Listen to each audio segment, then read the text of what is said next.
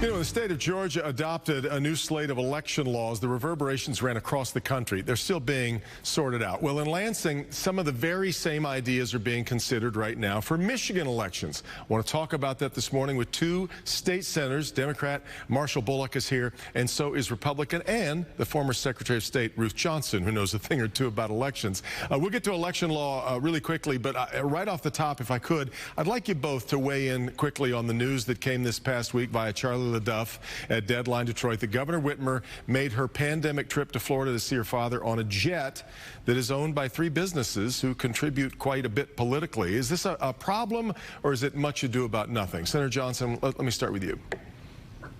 Well, first of all, I think that when you're the governor, you have to be a good role model. And if you make rules for the rest of us to follow, then you need to follow them too. And I think that was the first disappointment. We have to inspire people. It's not really helpful just to make laws or rules or for the governor to state certain things that she doesn't follow herself.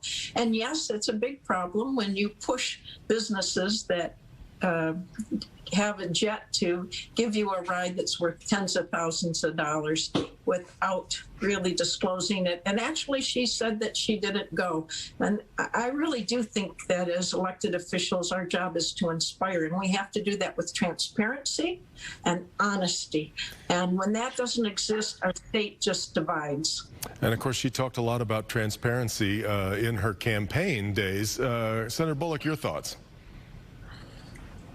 Actually, I'm more of a, it was a personal matter, you know, to see her elderly father. I know the stories come out that she took a private jet. I don't know how you move around the country without somebody knowing, you know, everything. When she took a trip to go see what is now President Biden before he was vice president, they're following you everywhere. So it's a personal matter to go see her father. So I kind of think it's a much to do about nothing, actually. Well, but you know, when political leaders accept benefits or contributions or things of value, it needs to be reported or disclosed, doesn't it? Yeah. I agree with the transparency portion, and I can't speak for the governor on the disclosure of that, but yes, you do. Let's move to what the debate that's going on right now in Lansing. Senator Johnson, I think there are a lot of people who are worried that this continued fight over that we need to firm up and change our election law continues to feed the narrative that there's been something so wrong with the last election when we found that examples of fraud in 2020 were actually fewer than we found in 2016. Doesn't this continually feed a false narrative? Well, we did have several really big changes, and one was in November of 2018, we did pass a Proposal 3, that changed how we did elections substantially. And also, the Secretary of State made many different changes without going through the legislative process. With COVID, we had a lot of changes. And we did have a lot of times best practices weren't used. There were two people that were charged with hurting people as far as disenfranchising voters on a large scale. And we also know that the absentee ballot application was done without approval by the legislature, and that's contrary to Michigan law.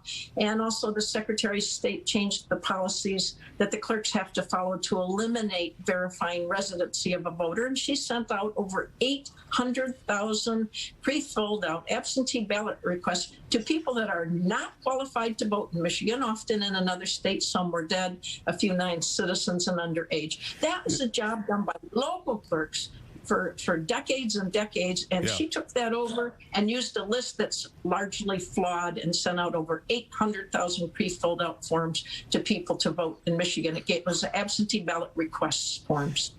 Senator Bullock, at the very base of it, part of what she's talking about here is that we clearly have a big clerical task ahead of us just to clean up these voter rolls. There's nothing wrong with doing that, is there? There's nothing wrong with cleaning up the voters' task rolls, but at the end of the day, we voted to expand voting rights. We made it like no excuse, absentee ballots.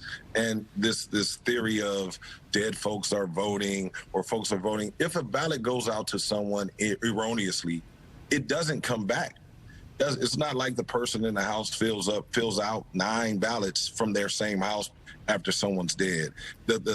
I mean, Senator Johnson was the Secretary of State. And in 2016 and 18, she touted that the clerks are rated some of the best here in the country and that our process was ensured with integrity and security. And these things and all of the ballot and tabulators things were great. And we are one of the ranked in the country. And for us to believe that it went to autumn be damn hell in 2 years is really like mind blowing for me. Senator Johnson, what do you do with that fact that voters in Michigan sort of spoke and basically said they want voting to be easier? They want more people to be able to cast these absentee ballots, and that seems at odds to many of those same voters to see that Republicans, in their eyes, are trying to make it harder to vote in Michigan. Well, actually, I was, when I ran for Secretary of State, I ran on no reason absentee or mail-in ballots for everyone with nuts and bolts that protected the integrity of it. We have had huge changes. Prop 3 says we don't need to see a warm body anymore. Same-day registration, which we can't compare with other places. We have a Secretary of State that said even if they're flagged in the qualified voter file as voting in another state, don't ask them any more questions like we used to. Don't identify where they get to vote. They can vote in several states, and we don't have a system to catch that. And all these things are new changes, and I think it's really important not to ignore them, to make people feel secure in knowing that their vote will count. They will not be disenfranchised, or their voice will be heard, and we do that by making it easier to vote, but harder to cheat. And the legislation we're coming up with... I find that interesting. I find that we're making it easier to vote while we put in all of these restrictions and then harder to cheat, but yet we've not proven that anyone has cheated, and that baffles me. I would say that we have proof of a number of things. There's 2 people that have been charged with just out-and-out violation of the law, with robocalls telling people they could go vote the next day. Just don't come because of COVID, don't come because of the lines. We also know that we really didn't have a system put in place for so many absentees that would make sure and ensure that for the public that it was done in a good way. We know that there's cracks in the dam. We have lots of information that we know with all these changes that have been made recently, and with some of the changes the current Secretary of State made without going through the legislative process, that there's problems. And all we have to do is make sure that we can fix them, we can clean them up, that we can make sure that it is easier to vote and harder to cheat. And one of the biggest misnomers is that the Republicans somehow are doing something wrong. Everyone knows the governor, who is a Democrat, has to sign these bills, has to be bipartisan. I got to get to a break, but Senator Bullock, there's a lot of discussion then about whether it's a bridge too far to require an ID of a voter. Is that asking too much to make sure that the person who's voting is who they say they are? In general, you want some identification, but all kinds of things happen. We have undocumented citizens here in the city in the state of Michigan. Folks lose an ID, folks misplace an ID, but they still want to be obligated to vote. That's their right. And so to hold a series of barriers to restrict them from voting is also like amoral. I got to get to a break, but I'm delighted to have the 2 of you here. I know you both enjoy sparring and being together with each other, so thanks so much for being the 2 that we've talked to today. Stay safe, and happy Mother's Day as well, Ruth. Thank you so much. Appreciate being on, Kevin. You bet. And it's always good to see you, Senator. I'll hug you when I see you on Tuesday. There we go. Peace in our time. Quick break. Back with more in just a minute.